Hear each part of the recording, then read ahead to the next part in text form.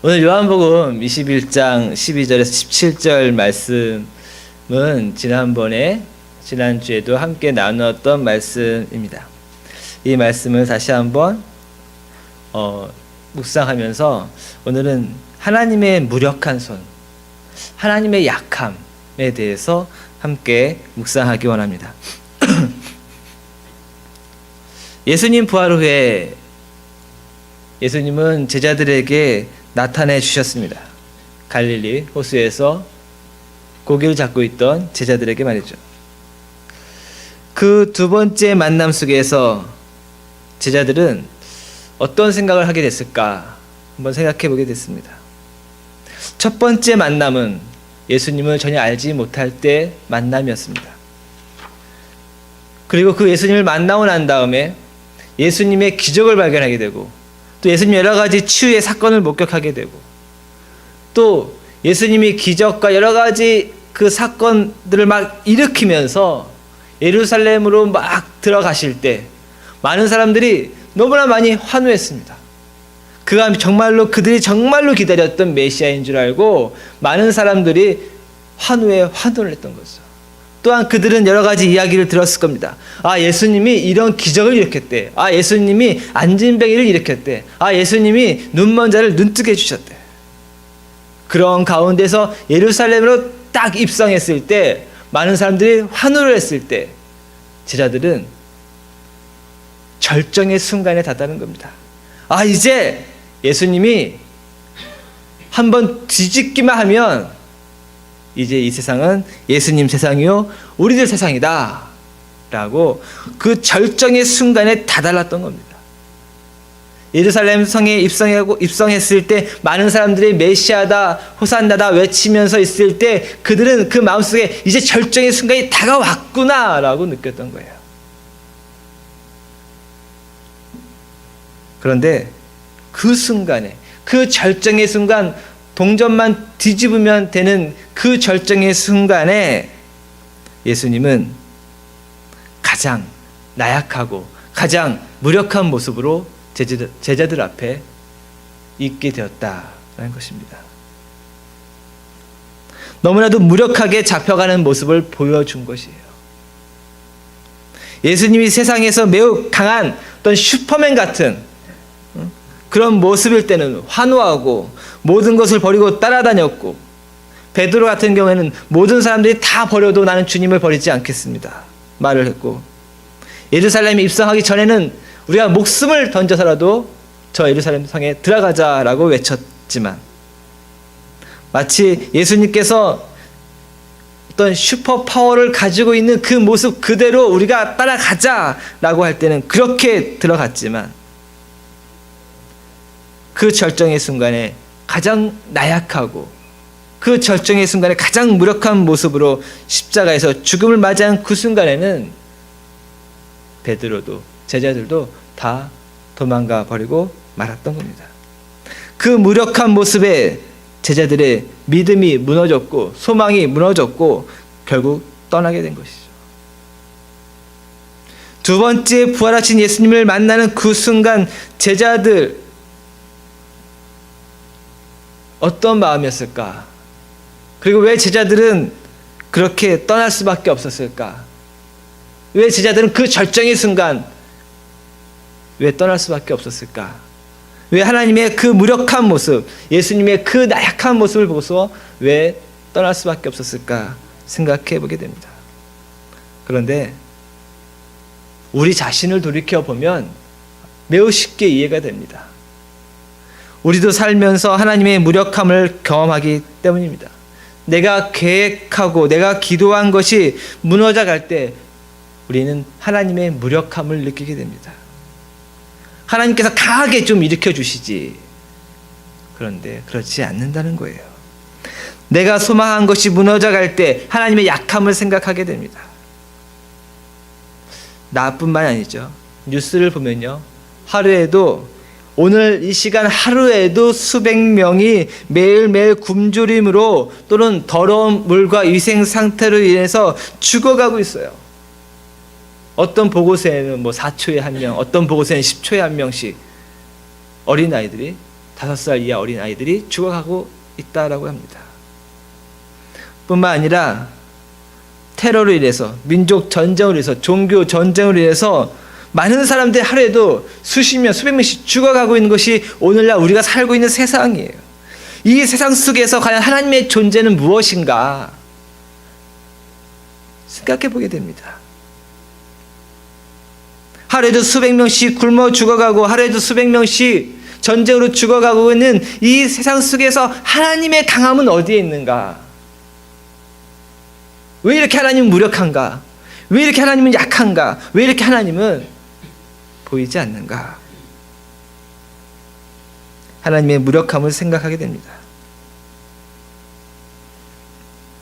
되돌아보면요, 우리 주변을 봐도 그렇습니다. 아, 이제 저 사람 저렇게 하나님 믿었는데 이제는 좀 행복할 때가 되지 않았나? 아, 저 사람 이제 그렇게 하나님을 믿었는데 이제 좀 성공할 때가 되지 않았나? 그런데 끝까지 우리들 눈에 보기에는 성공하지 않아요.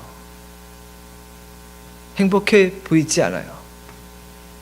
그럴 때 우리는 하나님의 강함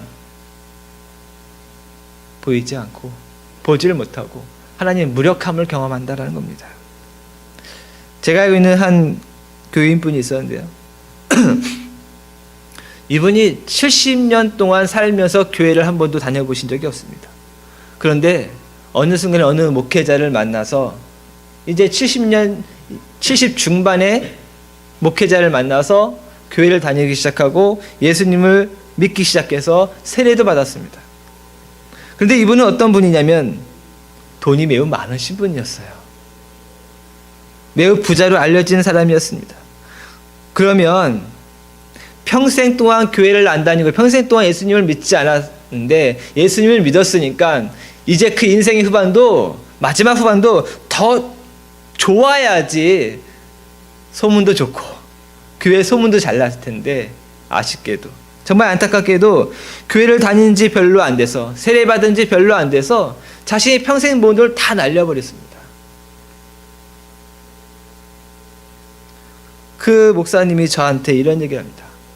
교회를 다녔는데, 예수님을 믿었는데 이전보다 더 잘 돼야지 좋았을 텐데 오히려 평생 모은 것을 다 잊어버렸다라고 합니다. 그분한테 하나님은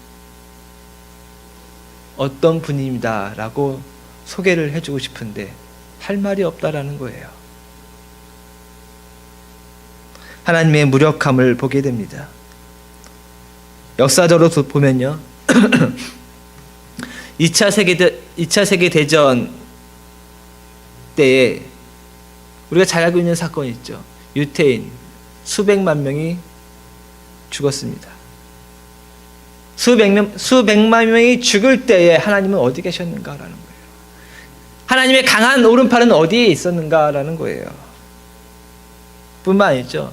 독재 정권 속에서 죽어가는 사람들, 인종 문제로 죽어가는 사람들, 종교 문제로 죽어가는 사람들, 먹을 것 때문에 죽어가는 사람들, 이 세상 속에서 하나님의 존재, 하나님의 무력함이 실제로는 큰 이슈예요.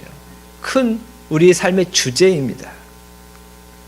이것에 대해서 어떤 사람들은요, 아주 쉽게 생각하는 경향이 있습니다. 하나님을 믿지 않아서 그들은 저렇게 된 것이다. 그들은 예수님을 믿지 않아서 저렇게 된 것이다. 그러나 여러분, 분명히 말씀드리지만 하나님은 죄인과 의인 모두에게 하늘의 해와 비를 내리시는 분이며, 하나님을 믿고도, 예수님을 믿고도 여러 가지 어려움으로 죽어가는 이들의 믿음, 그것을 우리는 간과할 수 없다라는 거예요. 하나님 믿지 않아서, 예수님 믿지 않아서 저들은 저렇게 당하고 있다? 매우 비신학적이고 비윤리적인 사고라는 겁니다. 맞지가 않는다는 거예요. 한마디 말로 말도 안 되는 이야기입니다. 믿지 않아서 일어날 일들은 이 세상에서의 일어날 일이 아니고 저 세상에서 일어날 일들입니다. 어떤 선교사는 가나안 국가에 가서 복음을 전파하는데 이렇게 말을 했다라고 자랑을 합니다. 너희들 왜 가난한지 아느냐? 예수님을 안 믿어서다. 예수님을 믿으면 부자 나라가 된다. 한국 봐라. 얼마나 가난했는데 예수 믿으니까 얼마나 부자가 됐냐라고 얘기했답니다. 그 선교사의 말을 들으면서 화가 났습니다. 그 선교사가 말하는 부자 한국에 얼마나 많은 가난한 그리스도인들이 있는지, 얼마나 많은 가난한 그리스도인 어린이들이 학교에서 급식을 주는 날까지 굶어 있는지 알지를 못한 채 강한 예수님, 부자 예수님만을 보여주려는 그 모습이 너무나도 제 모습에는 싫었기 때문입니다. 정말로 현실은 이것이죠. 하나님의 무력함. 정말로 현실은 예수 그리스도를 믿었지만 그럼에도 불구하고 가난한 나라, 가난한 민족, 가난한 이들이 충분히 우리 곁에 있고 또 죽어가는 사람들도 있다라는 거예요. 이것이 현실이죠. 어떤 이들은 유대인에 대해서 이렇게 얘기합니다. 그들은 예수님을 팔았고 십자가에 못 박아서 죄를 받은 거다라고 말하는 사람도 있습니다. 이것 또한 말도 안 되죠. 예수님을 십자가에 못 박은 죄 때문에 유대인이 그렇게 죽어야 한다면 우리는 우리의 죄 때문에 우리가 죽어야 하죠. 우리의 죄 때문에 예수님의 죽음을 고백하고 있다면, 예수님의 죽음이 우리의 죄 때문이다라고 고백하고 있다면 우리도 죽어야 하죠. 이런 말도 안 되는 말들이 일어나는 것은 목회자들이 세상 속에서 성도들이 경험하는 하나님의 무력함을 어떻게 이야기해 줘야 하나 생각하다가 만들어낸 개인적이고 비신학적이고 비윤리적인 말에 지나지 않습니다. 반대로 생각하면요, 그만큼 성도들에게, 그만큼 목회자들에게 하나님의 무력함은 너무나도 크게 다가오는 현실이다라는 거예요. 저 역시 살다 보면요, 또 강한 하나님 이걸 느끼기보단 하나님의 무력함이 더 현실처럼 다가온다라는 거예요. 아, 내가 그렇게 모함을 당했을 때, 혹은 내가 그렇게 어려움 가운데 있을 때에 강한 하나님께서 좀 문 좀 열어주시고, 강한 하나님께서 그 강한 오른팔로 어떻게 좀 해주시지. 그런데 제가 경험한 현실에서는 하나님은 너무나 무력했다라는 겁니다. 그래서 하나님을 믿지 않는 사람은 이렇게 말하기도 합니다. 내 평생 살아오면서 하나님께서 살아계시다는 어떤 강한 무엇인가를 경험하지도 않았는데, 즉 하나님의 무력함만을 바라보며 살았고 오히려 세상의 권세대로 살아가는 것이 더 강한 것을 느끼며 살았는데, 내가 뭐하러 남은 인생을 그렇게 무력한 하나님을 믿으며 살아야 하는가 라고 말하기도 합니다.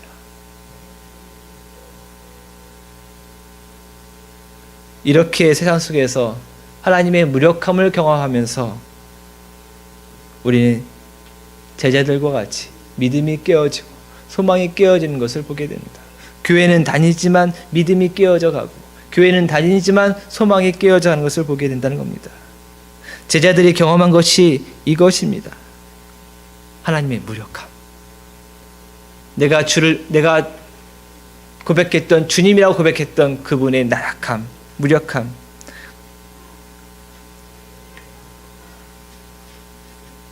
우리는 이제 분명히 이것을 인정해야 합니다. 우리는 믿음 생활을 한다고 하면서 하나님의 무력함을 경험하고 있다는 것을 인정해야 합니다. 세상 살면서 우리는 우리의 강한 자존심으로 살려고 한다는 것을 인정해야 합니다.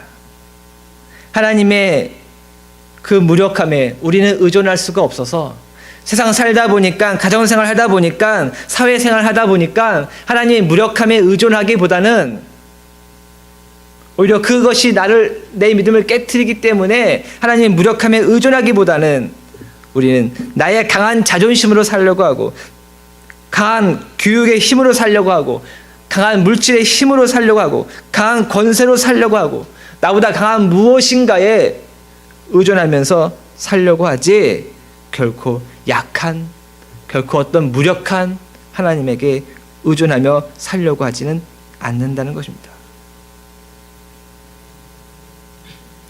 그래서 세상살이 할 때는 세상의 힘으로, 가정생활 할 때는 남들 다 이렇게 살아가는데 하면서 살아가면서 이 세상 속에서, 나의 가정 속에서 무력한 하나님의 그 모습에 의존하려고는 하지 않는다는 것입니다. 나의 힘든 가정생활, 나의 힘든 세상 생활에 비하면 불평등하고 불의가 일어나고 거짓이 일어나고 죽음이 판치는 세상에서 하나님의 무력함은 정말 현실처럼 다가오고, 그러기에 그냥 강함에 의존하며 살려고 하는 것, 무엇이 나를 더 강하게 하느냐, 그것을 따라가며 살려고 한다. 이것이 우리의 모습임을 인정해야 합니다. 이제 우리는 우리 자신에게 분명히 물어보아야 됩니다. 세상 속에서 하나님의 무력함이라고 하는 이 현실, 이 가운데서 우리는 믿음을 가지고 어떻게 살아야 합니까?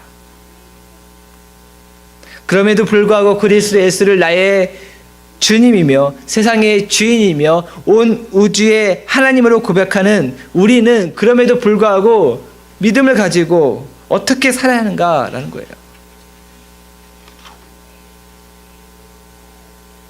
믿음을 가지고 산다고 하면서 실제로 강한 나의 자존심을 가지고 살고 강한 나의 사고, 강한 나의 경험에 의존하면서 살 뿐이지, 우리는 실제로 하나님의 무력함 앞에 그냥 침묵하며 살아가고 마치 호숫가로 돌아가서 고기잡이를 하듯이 그렇게 내 생활에 의존하며 살아가고 있다는 겁니다. 하나님의 무력함 앞에서 도망쳐버린 제자들 같이 우리는 어쩌면 믿음에서 도망치며 그렇게 살아가고 있는지도 모릅니다. 성서 속에서 예수님께서 무력하게 잡혀가시고 무력하게 고난받으셨던 그것이 사실인 것처럼 우리 현실 속에서도 그 모습이 사실처럼 우리에게 다가온다는 것, 우리는 분명히 알아야 합니다. 비록 우리가 강한 하나님도 믿지만 무력한 하나님도 있다라는 것, 우리는 믿어야 한다는 겁니다. 알아야 한다는 거고 인정해야 한다는 겁니다. 그런데 생각해 보면요, 세상의 거짓과 죽음과 불의와 불평등 앞에서 무력한 하나님의 모습이, 그렇게 나약한 하나님의 모습이 나에게 은혜가 되고 사랑이 됩니다. 왜냐하면 세상의 거짓과 죽음과 불의와 불평등 앞에서 무력한 하나님의 모습으로, 그렇게 무력한 하나님의 모습으로 거짓된 나에게, 불의를 일으킨 나에게, 불평등한 나에게, 그렇게 나에게 다가오셨기 때문입니다.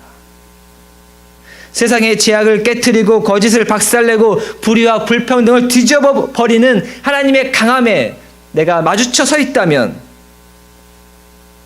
실제로 나는 살아날 수가 없기 때문입니다. 나는 깨끗해서 강한 하나님이 나의 편이 되어지는 거고, 저들은 더러워서 강한 하나님께서 가서 저들을 깨트려 버려야 한다. 누가 나에게 그런 생각을 심어줍니까? 실제로 우리가 원하는 강한 하나님, 그런데 그 강한 하나님이 정말로 나한테 다가온다면 내가 살아남을 수가 없는 거예요.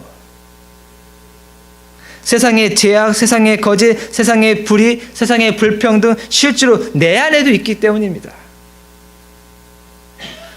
한번 생각해 보십시오. 내가 무엇인데 저 아프리카의 배고픔으로 죽어가는 아이들보다 더 오래 살 수 있고 더 풍요롭게 살아가고 더 행복하게 살아가고 있습니까? 불평등하지 않는가요? 실제로 내가 세상 보고서 불평등한 세상이야 라고 판단하지만 나 역시 그 불평등한 세상 속에서 이익을 보며 살고 있는 거예요. 그래도 내가 저들보단 더 가지고 있기 때문에 내가 오늘 살아가고 있는 거 아닌가요? 내가 그래도 저들보다는 먹을 것이 있고 쓸 돈이 있기 때문에 오늘 하루 이렇게 넉넉히 살아가고 있는 건 아닌가요?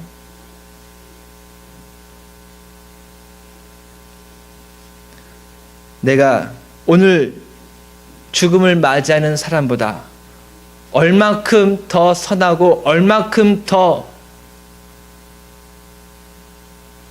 좋은 사람이기에 내가 오늘 살아갈 수 있는 권리를 갖고 있습니까?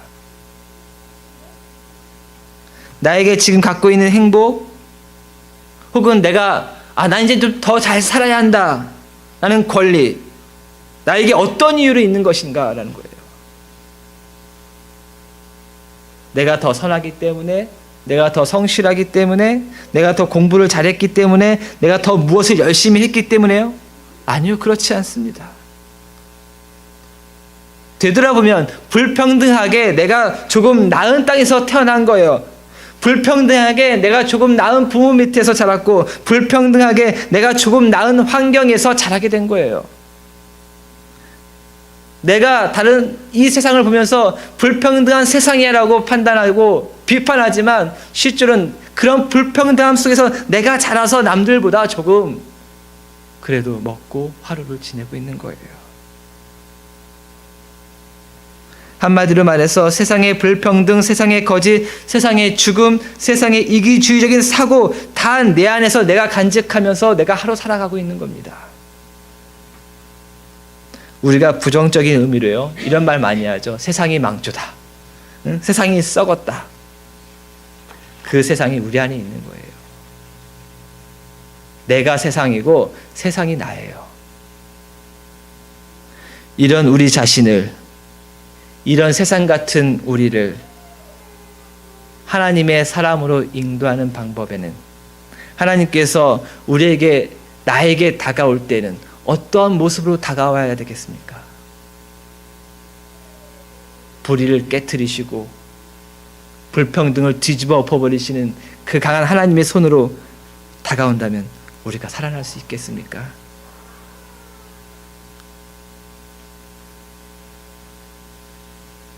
하나님은 우리 자신을 향해서 가장 무력한 한 인간의 모습으로 다가오신 겁니다.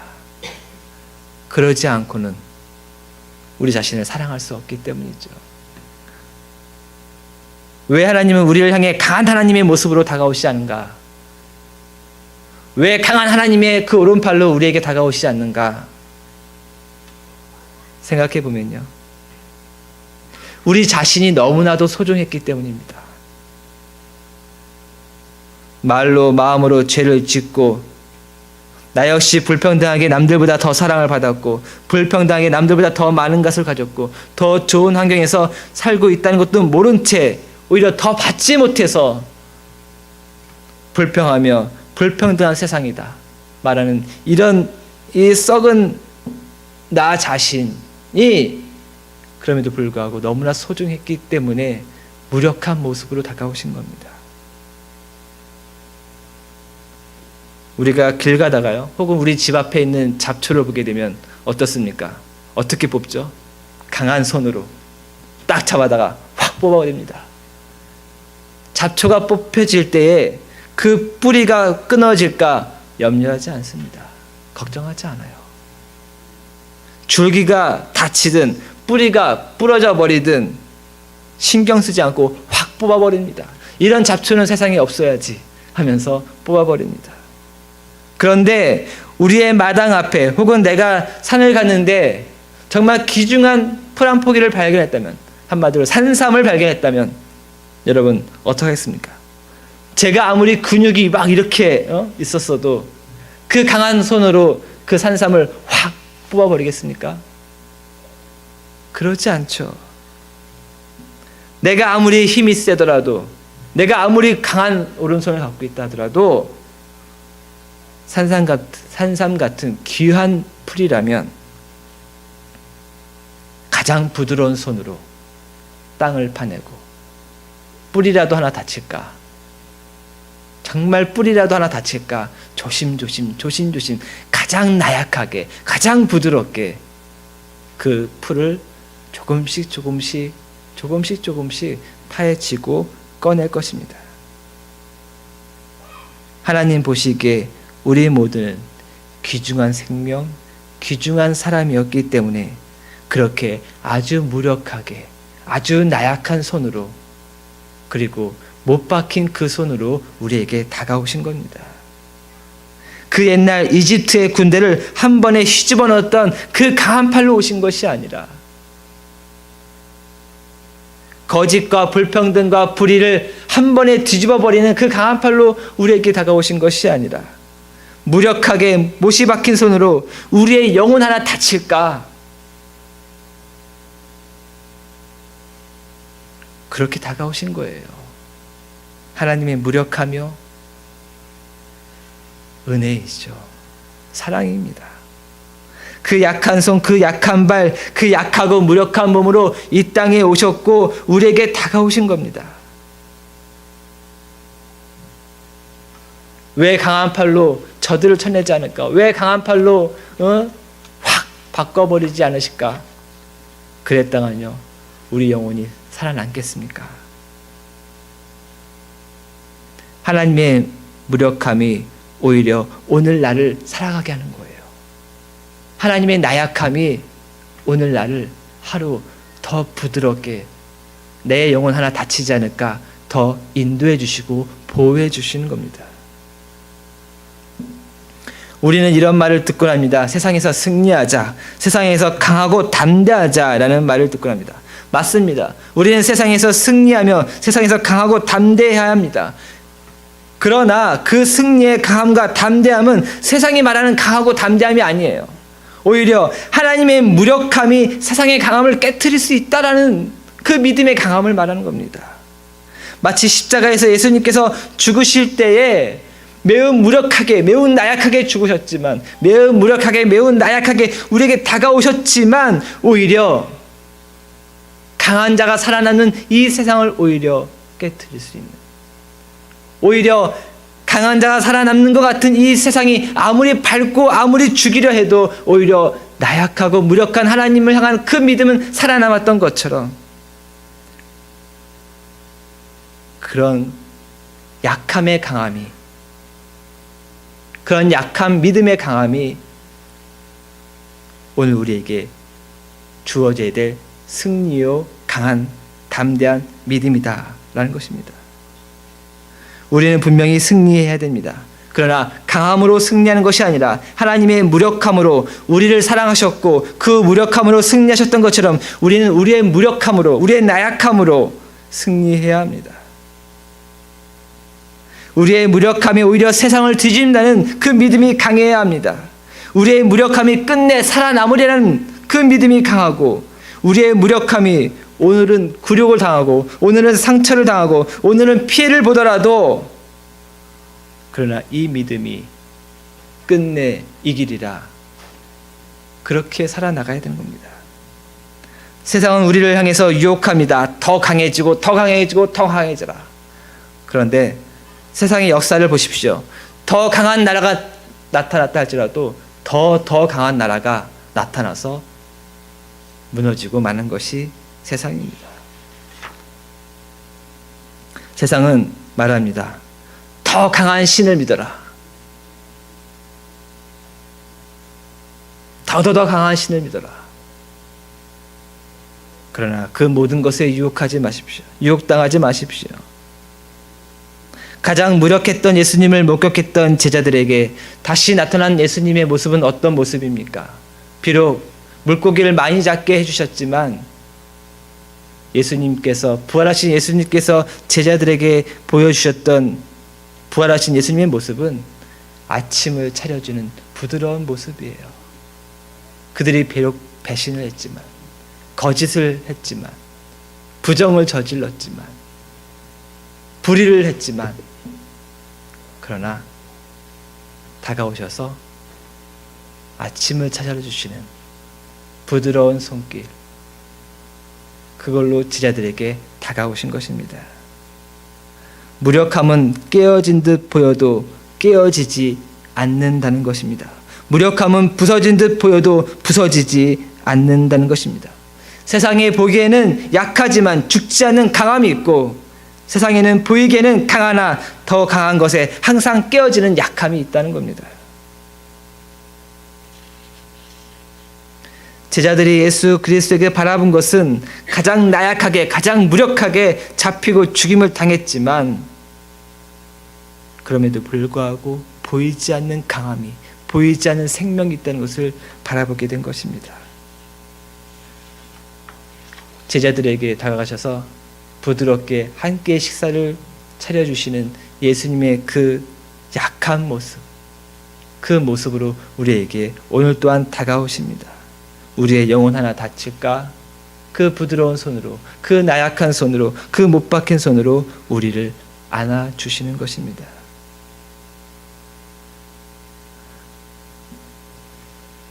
오늘의 이 예수님께서 부드럽게 다가가셔서 제자들에게 아침을 차려주는 이 모습 바라보면서 우리는 그리스도인으로서 나는 이 세상을 어떻게 살아가야 할까 생각해 보게 됩니다.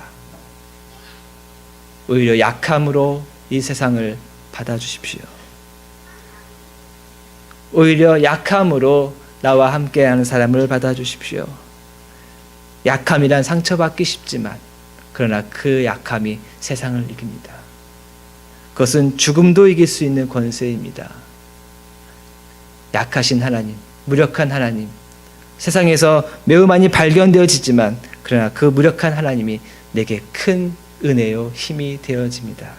이 믿음으로 나아가시기를 주님의 이름으로 축원드립니다.